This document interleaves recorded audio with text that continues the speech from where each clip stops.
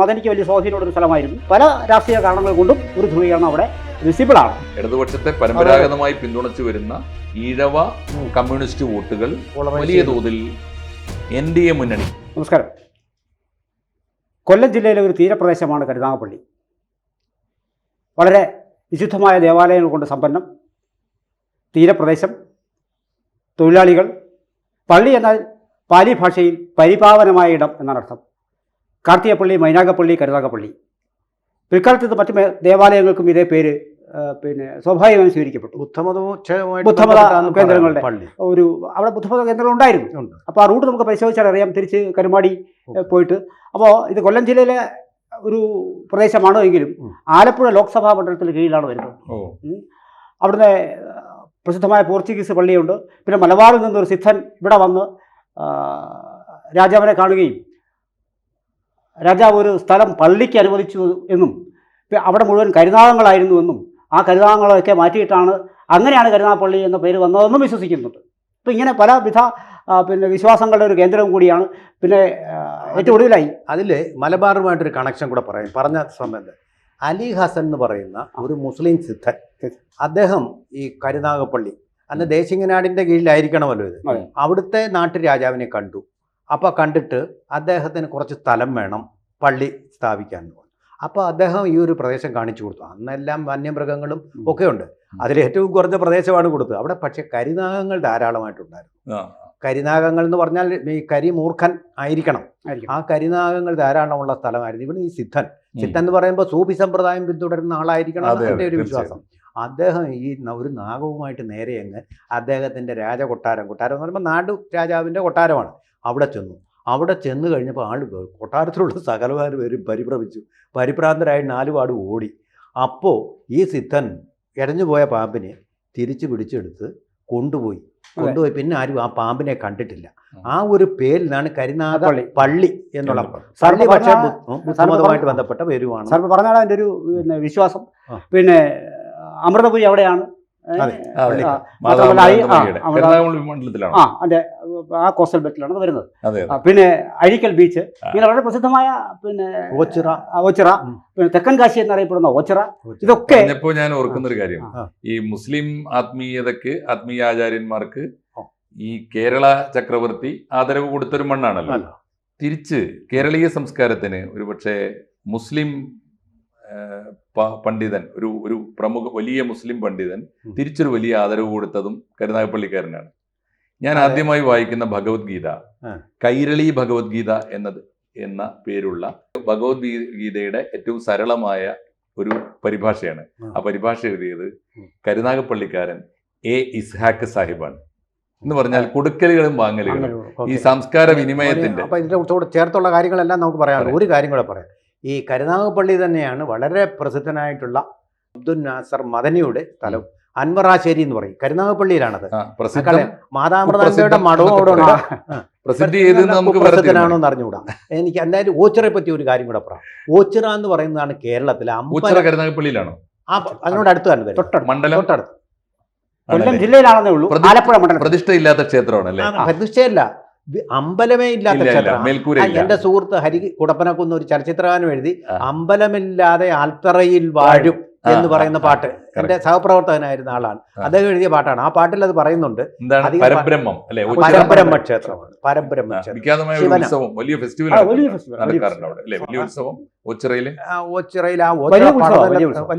ഉത്സവമാണ്. അവിടെ കാള എഴുന്നള്ളിച്ച് വീടുകളിലൊക്കെ ഞങ്ങളുടെയൊക്കെ വീടുകളിൽ വരാറുണ്ട്. മോഹൻലാലിന്റെ ഒരു സിനിമ, അതിലാണ് ഈ പാട്ട്. പാദമുദ്ര ആ സിനിമയിലെ പാട്ടാണിത്. പിന്നെ അമ്പലമില്ലാതെ ആൽത്തറയിൽ വാഴും ശിവനായിട്ടാണ് അതിൽ സങ്കല്പിച്ചിരിക്കുന്നത് ആ പാട്ടിൽ. ഒട്ടേറെ പ്രത്യേകതകളുള്ള മണ്ഡലമാണ് എന്തായാലും കരുനാഗപ്പള്ളി. ഒരു വാക്കുകൂടി പറഞ്ഞു. പന്മന രാമചന്ദ്രൻ നായർ സാർ പന്മന എവിടെയാണ്? ഭാഷയ്ക്കൊരു വ്യാകരണവും സൗന്ദര്യവും ഒരു കൃത്യതയും വിശുദ്ധിയും ഒക്കെ വരുത്തി. അത് പറയുമ്പോ ചട്ടമ്പി സ്വാമികളുടെ പിന്നെ വിശ്രമസ്ഥാനവും അതാണ്. ആണോ? കരുനാഗപ്പള്ളിയാണ്. അല്ല, കരുനാഗപ്പള്ളിയെ കുറിച്ച് ഞങ്ങൾ വിശദമായി തന്നെ സംസാരിച്ചു കഴിഞ്ഞു. എന്നാൽ ദുഃഖത്തോടെ മാത്രം ഓർക്കാൻ കഴിയുന്ന ഒന്നുണ്ട് കരുനാഗപ്പള്ളിയിൽ. 2004 ആഞ്ഞടിച്ച സുനാമിയിൽ കരുനാഗപ്പള്ളിയുടെ തീരദേശങ്ങളിൽ നഷ്ടപ്പെട്ടത് 150-ലധികം ആൾക്കാരുടെ ജീവനുകളാണ്. ഒട്ടേറെ ദുരിതം ആ പ്രദേശത്തുകാർ അനുഭവിച്ചു. കരുനാഗപ്പള്ളി അവിടെയാണ് നമ്മുടെ ഇന്നത്തെ മണ്ഡല പര്യടനം മണ്ഡലപര്യടനം. ABC ന്യൂസിന്റെ മണ്ഡല പര്യടനം ഇന്ന് എത്തി നിൽക്കുന്നത് കരുനാഗപ്പള്ളിയിലാണ്. കരുനാഗപ്പള്ളിയുടെ കണക്കുകൾ, ചരിത്രം, സംസ്കാരം ഒക്കെ ഞങ്ങൾ ഇങ്ങനെ വിശകലനം ചെയ്തു പോകും. ഒടുവിൽ നിങ്ങൾക്കൊരു പണി ബാക്കി വെച്ചിട്ടുണ്ട്. അത് പ്രേക്ഷകർക്കുള്ളതാണ്, വോട്ടർമാർക്കുള്ളതാണ്. കരുനാഗപ്പള്ളിയുടെ ഈ നിയമസഭാ തെരഞ്ഞെടുപ്പിലെ തൊട്ടു മുമ്പിൽ എത്തി നിൽക്കുന്ന നിയമസഭാ തെരഞ്ഞെടുപ്പിൽ കരുനാഗപ്പള്ളി ആര് ജയിക്കും, ആര് തോൽക്കും, ആർക്കൊക്കെ എത്രയൊക്കെ വോട്ട് കിട്ടും എന്നൊക്കെ പറയേണ്ടത് ഞങ്ങളല്ല, തീർച്ചയായും നിങ്ങളാണ്, വോട്ടർമാരാണ്. കാരണം ജനാധിപത്യം ജനങ്ങളുടെ ആധിപത്യമാണ്. നിങ്ങൾക്ക് പ്രവചിക്കാനുള്ള അവസരം ഞങ്ങൾ ഒരുക്കിയിട്ടുണ്ട്. കമന്റ് ബോക്സിൽ ആദ്യം കാണുന്ന ലിങ്കിൽ കയറി നിങ്ങൾക്ക് പ്രവചിക്കാം. UDF-നാണോ LDF-നാണോ NDA-ക്കാണോ മുൻതൂക്കമെന്ന്. സാർ, ഇനി നമുക്ക് വിശദാംശങ്ങളിലേക്ക് പോകാം. കടക്കാം. രാജേന്ദ്രൻ പന്തളം സാറിന് കഴിഞ്ഞ കാലങ്ങളിലെ തെരഞ്ഞെടുപ്പിലൂടെ കടന്നു പോകുമ്പോൾ കരുനാഗപ്പള്ളി മണ്ഡലത്തിലെ ഇതുവരെ ഉണ്ടായിരുന്ന 57-ൽ ആദ്യത്തെ തെരഞ്ഞെടുപ്പ് തൊട്ട് കരുനാഗപ്പള്ളിയുണ്ട്. ആ മണ്ഡലത്തിലെ ഇതുവരെ ജയിച്ചു പോയ ജനപ്രതിനിധികളിലൂടെ കടന്നു പോകുമ്പോൾ എന്തെങ്കിലും പ്രത്യേകിച്ച് പറയാൻ തോന്നുന്നുണ്ടോ? നമ്മുടെ ബേബി ജോൺ, RSPയുടെ ബേബി ജോൺ സ്ഥിരം മണ്ഡലം ചവറയായിരുന്നെങ്കിലും ഇവിടെ ഒരിക്കൽ അദ്ദേഹം ജയിച്ചു പോയിട്ടുണ്ട്. കേവലം 208 വോട്ടിന്. ഒരിക്കലല്ല, 2 തവണ ജയിച്ചു. ആരെങ്കിലും കേസ് കൊടുത്തിട്ട് ചിലപ്പോൾ അതെ അതെ. അല്ല, ബേബി ജോൺ 2 തവണ ജയിച്ചു. 2 തവണ 3 തവണയുണ്ട്. പിന്നെയും ജയിച്ചു. 2 തവണയായിട്ട് പിന്നെയും ജയിച്ചിട്ടുണ്ട് RSPയുടെ. ബേബി ജോൺ 3 തവണ ജയിച്ചിട്ടുണ്ട്. കറക്റ്റ്. 208 വോട്ടിന് ആദ്യം ജയിച്ചു 60-ൽ അല്ലേ? അത് കഴിഞ്ഞിട്ട് പിന്നെ ജയിക്കുന്ന 67-ലും 70-ലും തുടർച്ചയായിട്ട് ജയിച്ചു. പക്ഷെ അന്ന് വലിയ ലീഡിന് ജയിച്ചു കേട്ടോ. പിന്നെ വന്ന് എസ്റ്റാബ്ലിഷ് ചെയ്തു. കാരണം നല്ലൊരു മന്ത്രിയായിരുന്നു, ശക്തനായ മന്ത്രിയായിരുന്നു. അതുകൊണ്ടാണ് പിന്നെ ജയിക്കുന്നത്. വേറെ പ്രത്യേകത എനിക്ക് തോന്നിയത്, ഈ സോഷ്യലിസ്റ്റുകളും കമ്മ്യൂണിസ്റ്റുകാരും മാത്രം പതിവായി ജയിച്ചു വരുന്ന ഒരു മണ്ഡലമാണ്. ഒന്നുകിൽ അവിടെ SSP ഈ പറയുന്ന RSP ജയിച്ചിട്ടുണ്ട്, അതുപോലെ SRP എന്ന് പറയുന്ന ഒക്കെ സോഷ്യലിസ്റ്റ് പാർട്ടികളാണ്. അല്ലെങ്കിൽ പിന്നെ CPIയുടെ പ്രമുഖനായ നേതാവ് PS ശ്രീനിവാസൻ ഉൾപ്പെടെയുള്ള. പിന്നെ അതിന്റെ ഇടയിൽ ഒരു വ്യത്യാസം ഉണ്ടായത്, ഈ ഗൗരി അമ്മയുടെ പാർട്ടി ഒരിക്കൽ ജയിച്ചു അല്ലെ? രാജേന്ദ്ര ബാബു രാജൻ ബാബു ഒരിക്കൽ ജയിച്ചിട്ടുണ്ട് 2001-ൽ. അതാണ് പ്രത്യേകത. പക്ഷേ ഈ ഒരു പ്രത്യേകത എനിക്ക് തോന്നുന്നത്, ആദ്യത്തെ MLA കോൺഗ്രസ് ആണ്.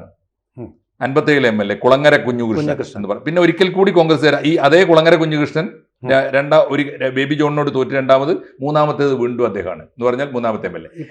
വന്നു നിൽക്കുന്ന ഒരു പ്രശ്നം, കരുനാഗപ്പള്ളി മണ്ഡലത്തിന്റെ പ്രത്യേകത കോൺഗ്രസിൽ തുടങ്ങി കോൺഗ്രസിൽ ഒടുവിലെത്തി നിൽക്കും അല്ലെ? ഏറ്റവും ഒടുവില് CR മഹേഷ്. നല്ലൊരു MLA ആണ് അദ്ദേഹം, CR മഹേഷ്.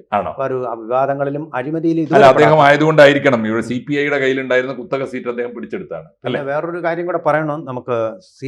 C ദിവാകരൻ 2 തവണ അവിടെ ജയിച്ചിട്ടുണ്ട്. നമ്മുടെ ഭക്ഷ്യ സിവിൽ സപ്ലൈസ് മന്ത്രിയായിരുന്നു, ഹെവി വെയിറ്റ് ആയിരുന്ന മന്ത്രിയാണ് അദ്ദേഹം. ഇപ്പൊ പാർട്ടിയിൽ നിന്ന് അല്പം അനഭിമതനായിട്ട് മാറി നിൽക്കുക, പാർട്ടി തന്നെ ഉണ്ട്, അനഭിമതനായിട്ട് മാറി നിൽക്കുന്നുണ്ട്. അദ്ദേഹം അവിടെ മത്സരിച്ചിട്ടുണ്ട്. നമുക്ക് കണക്ക് നോക്കേണ്ടത്.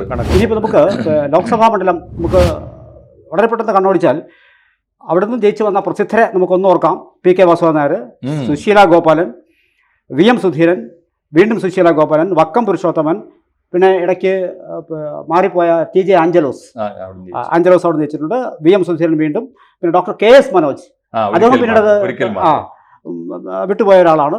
പിന്നെ KC വേണുഗോപാൽ, പിന്നെ 19-ലും 24-ലും 19 നമുക്കറിയാം ഒരേ ഒരു സീറ്റ് മാത്രം ഇവിടുന്ന് ജയിച്ചു പോയപ്പോൾ ആരിഫ്. അത് ആലപ്പുഴ മണ്ഡലത്തിന് കീഴിലാണ് കരുനാഗപ്പള്ളി വരുന്നത്. അതുകൊണ്ട് നമ്മൾ ആലപ്പുഴ മെൻഷൻ ചെയ്യുന്നത് മാത്രമേ ഉള്ളൂ. ഒറ്റയാനായിട്ട് ജയിച്ചതാണ്.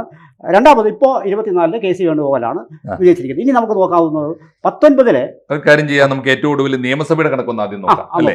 2016-ലെയും 21-ലെ ഏറ്റവും ഒടുവിൽ നടന്ന 2 നിയമസഭാ മണ്ഡലങ്ങളുടെ കണക്ക് നോക്കുമ്പോൾ അത്ഭുതകരമായ അട്ടിമറിയാണ് നടന്നിട്ടുള്ളത്. തീർച്ചയായിട്ടും ഈ 16-ലെ തെരഞ്ഞെടുപ്പിൽ R രാമേന്ദ്രൻ, CPIയുടെ നേതാവ് R രാമേന്ദ്രനാണ് ജയിച്ചത് അല്ലെ? അതേ സമയത്ത് 2021-ലാണ് CR മഹേഷ് അട്ടിമറിയിലൂടെ UDF-ന് ആ സീറ്റ് നേടിക്കൊടുത്തത്. കോൺഗ്രസ് നേതാവ് യുവ നേതാവാണ് CR മഹേഷാണ് ജയിച്ചത്. വ്യത്യാസം വന്നിരിക്കുന്നത് അതുകൊണ്ട് തന്നെ അവിടുത്തെ വോട്ടിങ്ങിന്റെ പാറ്റേണിൽ വലിയ വ്യത്യാസം വന്നിട്ടുണ്ട്. ഈ 2016-ല് ആകെ പോൾ ചെയ്ത വോട്ടിന്റെ 43%, 69,902 വോട്ട് നേടി R രാമേന്ദ്രൻ ജയിച്ചിരുന്ന, ഇടതുപക്ഷം ജയിച്ചിരുന്ന സീറ്റ് 2021 5 കൊല്ലം കൊണ്ട് വന്ന മാറ്റം 94,000 വോട്ട് നേടിയിട്ട് എന്ന് പറഞ്ഞാൽ 30,000 ഭൂരിപക്ഷം, 29,208 ഭൂരിപക്ഷത്തിന്. R രാമേന്ദ്രൻ തോൽവിയുടെ സൂചന അതിന് മുമ്പ് തന്നെ കാണിച്ചിരുന്നു ഇടതുപക്ഷം തോൽക്കാനുള്ള. കാരണം 1000 വോട്ടിന് 1759 വോട്ടിനെ ജയിച്ചുള്ളൂ. അത് അട്ടിമറിച്ചിട്ട് 30,000 വോട്ടിന്റെ ഭൂരിപക്ഷത്തിന്, വലിയ ഭൂരിപക്ഷത്തിന് ഒരു കമ്മ്യൂണിസ്റ്റ് മണ്ഡലം കോൺഗ്രസ് തിരിച്ചു പിടിക്കുന്ന ഒരു കാഴ്ചയാണ് നമ്മൾ കാണുന്നത്. അതാണ് നല്ലൊരു കാൻഡിഡേറ്റ് ആയതുകൊണ്ടാണ് ഈ വിജയം വ്യക്തിപരമായി അല്ലെ. തീർച്ചയായിട്ടും അതൊരു വലിയ മേന്മയായിരിക്കാം. ഇനി വേറൊരു പ്രത്യേകത, വോട്ടിങ്ങിൽ വന്ന് ഒരു മാറ്റം കാണിക്കുന്നത് ഇവരാണ്. കൃത്യമായ മാറ്റം ഉള്ളത് എന്ന് വെച്ചാൽ വലിയ മാറ്റം കണ്ടത് ആരുടെ വോട്ട് കൊണ്ടാണ്, ആരുടെ വോട്ടാണ് കാര്യമായി അട്ടിമറിക്കപ്പെട്ടത് എന്ന ചോദ്യത്തിനൊരു ഉത്തരവുണ്ട്. BDJS ആണ് 2016 നിയമസഭാ തെരഞ്ഞെടുപ്പിൽ NDAക്ക് വേണ്ടി മത്സരിച്ചത്. BDJS സ്ഥാനാർത്ഥി സദാശിവനാണ്. അന്ന് 19,115. ഒരു പക്ഷേ എനിക്ക് തോന്നുന്നു BDJS കുറച്ച് സ്വാധീനം കാണിച്ചിരുന്ന ഒരു കാലമാണത്, കാണിച്ചിരുന്ന മണ്ഡലവുമാണ്. തിരിച്ചാണ് സാധാരണ കാണാറുള്ളത്. BJP മത്സരിക്കുന്ന മണ്ഡലത്തിൽ നിന്ന് BDJSന് കൊടുക്കുമ്പോൾ വോട്ട് കുറയാണ് സാധാരണ കാണുന്നത്. ഇവിടെ കരുനാഗപ്പള്ളി തിരിച്ചാണ്. സമുദായത്തിന്റെ വലിയൊരു സമുദായത്തിന്റെ BDJS 2016 20,000-ഓളം വോട്ട് പിടിച്ചു, 19,115. എന്നാൽ 21-ലെത്തിയപ്പോൾ ആ സീറ്റ് BJP നേരിട്ട് ഏറ്റെടുത്തു. BJP മത്സരിച്ചു. ഒരു ബിറ്റി സുധീറാണ് മത്സരിച്ചത്. ഗണ്യമായി കുറഞ്ഞു, പകുതിയോളമായിട്ട് കുറഞ്ഞു. 12,000 വോട്ടാണ് ഇപ്പോൾ BJPക്ക് അവിടെ നേടിയിരിക്കുന്നത്. പക്ഷെ കരുനാഗപ്പള്ളിയിലെ ലോക്സഭാ തെരഞ്ഞെടുപ്പിന്റെ ഒടുവിലത്തെ കണക്കെന്താ? ഇതിനകത്ത് 19 ലോക്സഭാ തെരഞ്ഞെടുപ്പിൽ കരുനാഗപ്പള്ളി നിയമസഭാ മണ്ഡലത്തിൽ UDFന് 39.8% വോട്ടുകളാണ് ലഭിച്ചത്. അത് 63,303 ലഭിച്ചത്. LDFന് എത്തുമ്പോൾ അത് 36.8 മാറുന്നു, 58,523. NDAക്ക് 21.4 ആണ്, 34,111 വോട്ടുകളാണ്. ഇതിലേക്ക് 34,000 വോട്ട് കിട്ടിയോ? 34,000 വോട്ട് കിട്ടി. വലിയ മുന്നേറ്റം ഉണ്ട് അതിനകത്ത്. 12-ൽ നിന്ന് 34,000-ലേക്ക് മാറിയവര്. ഇവിടെ 24-ലേക്ക് എത്തുമ്പോൾ കരുനാഗപ്പള്ളി നിയോജക മണ്ഡലത്തിൽ ലഭിച്ച വോട്ട് UDFന് 57,955, LDFന് 49,030 വോട്ടുകളാണ്, 31.1% ഉള്ളത്. ഇനി NDAക്ക് 31% വോട്ടുകൾ ലഭിച്ചു. അതായത് 34 കഴിഞ്ഞ തവണ ലഭിച്ചിരുന്നത് 21 എന്ന് പറയുന്നത് 31%-ലേക്ക് ഉയർന്നു. NDAക്ക് 48,839 വോട്ടുകൾ ലഭിച്ചു എന്നുള്ളതാണ്. 34,000 നിന്ന് നേരെ 48,000-ലേക്കാണ് പോയത്. 48,000 വോട്ട് അവിടെ NDAക്ക് കിട്ടി എന്നുള്ളതാണ്. കരുനാഗപ്പള്ളി മണ്ഡലം NDAക്ക് വിജയസാധ്യത വേണമെങ്കിലും ആഞ്ഞു പിടിക്കാവുന്ന മണ്ഡലങ്ങളിൽ പെട്ടതാണ് അല്ലെ. NDAക്ക് BJPക്ക് പിടിച്ചു നോക്കാവുന്ന മണ്ഡലങ്ങളിലൊന്നും. ആ ട്രെൻഡ് കാണിക്കുന്നുണ്ട്. കാരണം അവരാണ് വലിയ വളർച്ച കാണിക്കുന്നത്. ഇടതുപക്ഷത്തിന് ഡീക്ലൈൻ കാണിക്കുന്നു. UDF നേരിയ തോതിൽ അത് മുന്നേറ്റം കാണിക്കുന്നുണ്ട്. എങ്കിൽ പോലും വലിയ മുന്നേറ്റം കാണിക്കുന്നുണ്ട്. അവിടെ ഒരു പോളറൈസേഷന്റെ ലക്ഷണങ്ങൾ കണ്ടു തുടങ്ങിയ ഒരു മണ്ഡലം കൂടിയാണ്. ഒരു ധ്രുവീകരണം അവിടെ കാണുന്നുണ്ട് അവിടെ. അത് പല കാരണങ്ങൾ കൊണ്ടാണ്. ഇപ്പോൾ മദനിക്ക് വലിയ സ്വാധീനമുള്ള ഒരു സ്ഥലമായിരുന്നു. പല രാഷ്ട്രീയ കാരണങ്ങൾ കൊണ്ടും ഒരു ധ്രുവീകരണം അവിടെ വിസിബിൾ ആണ്. മുസ്ലിം വോട്ട് അതുണ്ട് അതിനകത്ത്. അപ്പോൾ ആ വിസിബിലിറ്റിയാണ് നമ്മൾ ഈ കാണുന്ന ഈ 48,000-ൽ എത്തി നിൽക്കുന്നത്. അങ്ങനെ ആകുമ്പോൾ സാറ് പറഞ്ഞു പോയിട്ട് പോയി. ഇപ്പൊ ഈഴവ വോട്ടുകൾ വലിയ തോതിൽ BJPക്ക് കിട്ടി തുടങ്ങിയത് BDJS ആയപ്പോൾ കിട്ടി. BJPക്കും കിട്ടുന്നുണ്ട്, തുടർന്നും കിട്ടുന്നുണ്ട് അവർക്ക്. എന്ന് പറഞ്ഞാല് ഇടതുപക്ഷത്തിന്റെ ഒരു റീഡിങ് ശരിയായിരിക്കും. അപ്പോ ഇടതുപക്ഷത്തെ പരമ്പരാഗതമായി പിന്തുണച്ചു വരുന്ന ഈഴവ കമ്മ്യൂണിസ്റ്റ് വോട്ടുകൾ വലിയ തോതിൽ NDA മുന്നണിക്ക് BDJSനും BJPക്കും ഒക്കെ ആയിട്ട് ഒഴുകി പോകുന്നു എന്ന നിരീക്ഷണം ശരിയാണ് അല്ലെ. അതിന്റെ ഒരു പല പോക്കറ്റുകളിൽ നിന്ന് അത് ഒഴുകി പോകുന്നുണ്ട്. പല പോക്കറ്റുകളിൽ നിന്ന് ഒഴുകി പോകുന്ന ഒരു പോക്കറ്റ് ഇതാണ്. തീർച്ചയായിട്ടും അതാണ്. കാരണം മദനി ഫാക്ടർ തന്നെയാണ്. മദനി ഫാക്ടർ വന്നതോടുകൂടിയാണ് മദനി ഫാക്ടർ കേരള രാഷ്ട്രീയത്തെ വല്ലാതെ സ്വാധീനിച്ചിട്ടുണ്ട്. ഒരു കാലത്ത് സ്വാധീനിച്ചിരുന്നു. അതിപ്പോഴും ആ ശ്രമം അവിടെ തന്നെ ഉണ്ട്. അതിനെക്കുറിച്ചുള്ളൊരു ഭീതി മൈനാഗപ്പള്ളി അൻവാറുൽ ഇസ്ലാം. അതെ, അത് അതിൻ്റെ ഒരു ഭീതി ഇപ്പൊ PDP ഇപ്പോഴും ഉണ്ടല്ലോ. അപ്പോൾ അതിൻ്റെ ഒരു ഭീതി നിലനിൽക്കുന്നുണ്ട്. അവിടെയാണ് ഈ പോളറൈസേഷൻ വരുന്നത്. തന്നെയല്ല CPM അതുമായിട്ട് പ്രകടനത്തിന്റെ പാതയിലൂടെയാണെന്നുള്ള ഒരു വിചാരം സാമാന്യ ജനങ്ങൾക്കുള്ള വിചാരങ്ങളാണ്. അടുത്തുള്ള ഒരു കാര്യം സാറ് പറഞ്ഞത് ശരിയാണ്. മദനി എന്ന പേരിൽ നിലനിന്നാലും PDP എന്ന പേരിൽ നിലനിന്നാലും ഇല്ലെങ്കിലും ആ ഒരു ഇസ്ലാമിക് ഫണ്ടമെന്റലിസ്റ്റ് ടെൻഡൻസി തുടങ്ങി വെച്ചയാളും മദനിയാണ്. അത് പക്ഷെ ഏറ്റെടുത്ത് പിന്നെ SDPIക്കാരും ഒക്കെയാണ് എങ്കിൽ പോലും വലിയ ഇദ്ദേഹത്തെ അറസ്റ്റ് ചെയ്യാനുള്ള പോലീസിന്റെ നടപടിക്രമങ്ങൾ നടക്കുമ്പോൾ മാധ്യമപ്രവർത്തനം എന്നുള്ള നിലയിൽ ഞാനും അവിടെ പോയിരുന്നു. ഇദ്ദേഹത്തിന്റെ വരവ് പോലും ഞാൻ കണ്ടിട്ടുണ്ട്. മദനിയുടെ വരവും ബ്ലാക്ക് കാറ്റ്സ് ഒക്കെ ഞാൻ കണ്ടിട്ടുണ്ട്. എനിക്ക് തോന്നുന്നു ആറ്റിങ്ങൽ മുതൽ ഞാനത് കണ്ട ഒരാളാണ്. അപ്പോൾ അന്ന് വലിയ മാധ്യമപ്രവർത്തകർക്ക് ഊണും ഉറക്കമൊക്കെ ഒഴിച്ചിട്ട് അവിടെ നിന്ന സമയമൊക്കെ എനിക്ക് ഇന്നത്തെ പോലെ ഓർമ്മയുണ്ട്.